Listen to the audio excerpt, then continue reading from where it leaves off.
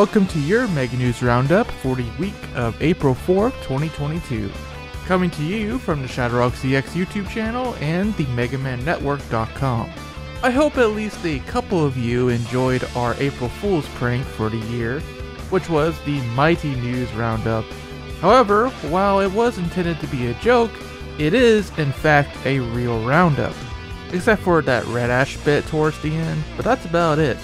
It's otherwise mostly factual news, which is the beauty of it, I think.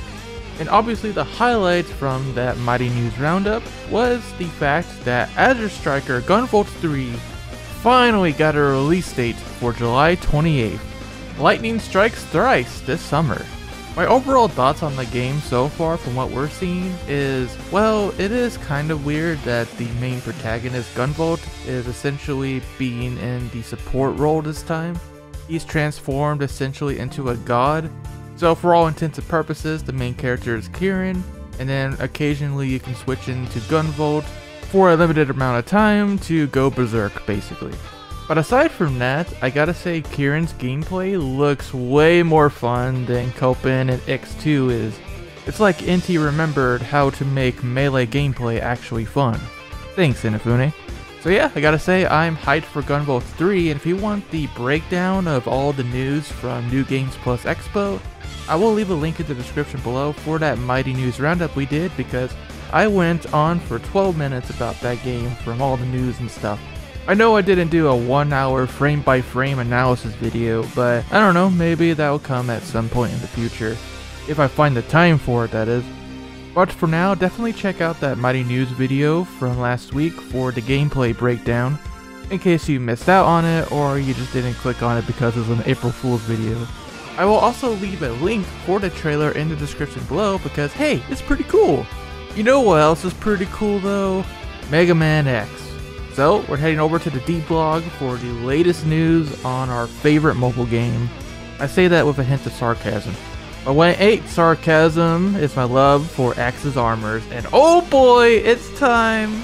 Yes, it's finally time for our new X armor to make its debut in Rockman X DiVE. Which is it? Which is the one we're having today? Well boys, we're completing the X5 set. Gaea Armor X is here, and he is surprisingly very faithful to his original appearance. And this is the reason why people are clamoring for more X characters and original characters from the Mega Man franchise in general. Because when DiVE actually includes them instead of yet another seasonal alt or reviewing waifu, they turn out to be awesome just because they are so faithful to their original game. Gaea Armor today, of course, is no exception. First off, can we comment on how cool the Gaea Armor artwork is for DiVE? This one is quite special because, for once, it's an X armor artwork that doesn't feature X pointing his buster at the screen. No, seriously, have you ever noticed it? Instead, Gaea Armor has this awesome pose where he's just crouching to the ground like he just landed from a fall, which is what we see in the trailer anyways. Yeah, I think this just shot up to one of my top 5 X arts easily. Gaea Armor X's intro animation features him firing off his Giga attack. The one and only. Although it's not green, it's just dark blue here. A deep log error or a video error, you decide. And of course, he ends off with an obligatory official artwork pose. So now let's talk about Gaea Armor's gameplay. The interesting thing about the new armors that were introduced into Mega Man X5 was the fact that they were polar opposites from each other. If Falcon Armor gave up its power for unmatched mobility, which unfortunately got nerfed in X6, then Gaea Armor trades speed to become an absolute tank of a unit with destructive power. And it's true, even in the original X5, Gaea Armor, if you could actually get him to the boss, he was a heck of a boss killer. The main things holding him back was he had no special weapons, which was fine because he has a lot of power anyways.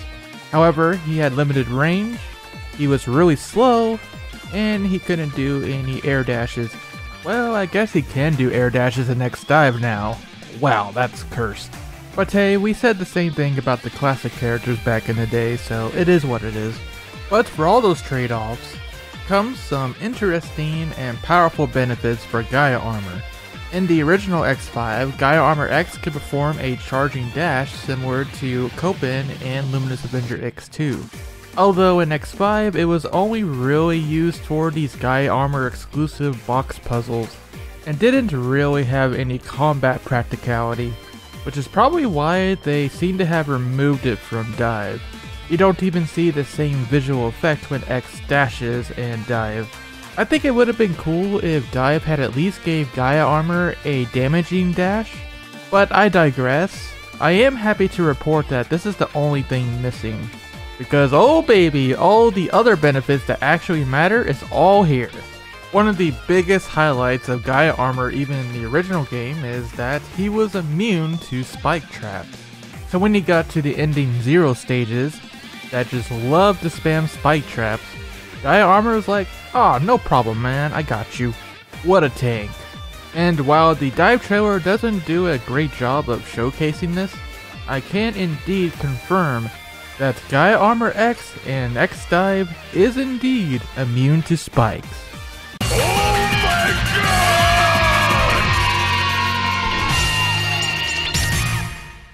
Man, I'm so happy about that. That was my one requested feature for Gaea Armor if he ever came to DiVE. I just wanted him to retain that ability. Yeah, maybe it's not the most relevant in DiVE since spikes aren't instant death here. However, do keep in mind that the DiVE devs love to spam spikes in their level design when they can, especially in the case of the Gates Lab stage we had a while back. I sure wish Gaea Armor was around then. So between Falcon Armor X's flight and Gaea Armor's spike traversal, it should open up more possibilities to explore these stages, or new ways to speedrun particularly spiky stages. Now put Falcon Armor and Gaea Armor together in co-op and you're an unstoppable speedrunning force. Another unique feature of Gaea Armor that we're happy to see in DiVE is the fact that he sticks to walls. Yep, you won't see this guy sliding down walls like everyone else, which should help in some tight platforming sections. You know, like Gates Lab. Man, why didn't Gaea Armor just come out a month earlier? Seriously. Now let's get back to the other part that makes Gaea Armor a force to be reckoned with, his sheer power. And that comes in the form of his two skills, which are exactly as they are in X5. His charge shot, skill 1, is known as Gaea Shot. At maximum charge, it fires a huge chunky green shot that deals massive damage to anything in its way, both in X5 and DiVE, with the included benefit that now you can aim it in DiVE. Fun fact, the S-rank weapon Biochemical Buster was actually based on Gaea Armor, so that's why the effects from the shots are very similar. Although Gaea Armor never had any poisoning capabilities, but with the Biochemical Buster, I guess he can now. Skill 2 is naturally its Giga attack. X puts on his best Kamehameha impression and releases a giant green ball of energy from his hand, dealing massive damage to anything in its path. And look at that range! Oh my goodness, that's like half the screen. Oh yeah, my boy Gaea Armor getting them buffs! Another buff just comes in the fact that the wind-up time for Giga Attack is way shorter, because in DiVE it's almost instant. Whereas if you want to know how long it takes in X5, well you can watch the intro animation to get an idea. But yeah, it takes a couple seconds to actually get the attack out. Now those are the changes that Gaea Armor needed. Plus, the trailer reveals that one of the skill cards allows Giga Attack to cause an irremovable. What the heck does that mean? We can see in a couple spots in the trailer that Gaea Armor X gets a shield off of the Giga Attack. So do they mean an irremovable shield? Or maybe the part in the PvP clips where Gaea Armor inflicts stun with the Giga Attack? Is that an irremovable status effect? Well, we'll find out tomorrow anyways. But staying Capcom, make your trailers more clear, please. And lastly, in another PvP clip, we can spot Gaea armor with the shield that makes him immune to status effects. Assuming that's not coming from the item, maybe that's a passive of his too? That pretty much sums it up for the breakdown of Gaea Armor X. Overall, I'm really happy with what they did with him here. They made him very faithful to his original game, aside from the dashing thing I mentioned earlier, while also buffing some key aspects like the Giga attack. Maybe best part of all is the fact that Gaea Armor is a permanent character instead of a limited, so even if you miss him this first time around, there will be more chances. And I won't lie to you guys, I feel like Gaea Armor got overlooked back in the X5 days, mostly because he was really slow and not that great at maneuverability. But even back then, when you looked past those faults, he really was a lot of fun to use to ignore spikes and deal huge damage to bosses. That's where he really shines, and I'm happy to see that aspect still intact in DiVE. Are you guys going to pull for Gaea Armor X? You know, I gotta complete my X collection again, and boy am I ready thanks to the power of WHALE! Oh, and viewers like you that donate towards the cause of the pulls, of course. This Wednesday, for the DiVE stream, we're gonna try to get Gaea Armor X, and you know I'm 5-starring that boy right away. I've mentioned many times before that I have a lot of nostalgia for X5 because it's the game that made me the Mega Man X nerd I am today. So from that viewpoint, it is really awesome to see all the X5 armors in one game all together again. Fourth Armor, Ultimate Armor, Falcon, and now Gaea. Good to have you all back. It won't be too much longer now until we can say all the armors are here. Like the famous Smash Brothers slogan. We just need to get through X6, X7, and X8, and then X-Fire from Command Mission. It's been 2 years, but we're almost to a complete collection. Looking forward to Blade or Shadow Armor in 6 months, because you know how DiVE is with their alts. And maybe speaking of filler, we do have a new event this week that's more of a filler one, called Strike of the Crimson Assassin. Yep, it's a boss event where we face off with Magna Centipede to get more memories for his chip. Obviously, Gaea Armor will have a 40% bonus for it too. And fellas, that's it for today's DiVE news. Gaea Armor X's banner will be available this Wednesday, April 6th. And because this week is going to be mostly filler, it's going to be for 1 week only. So if you really want Gaea Armor, get your wallets out. WHALE!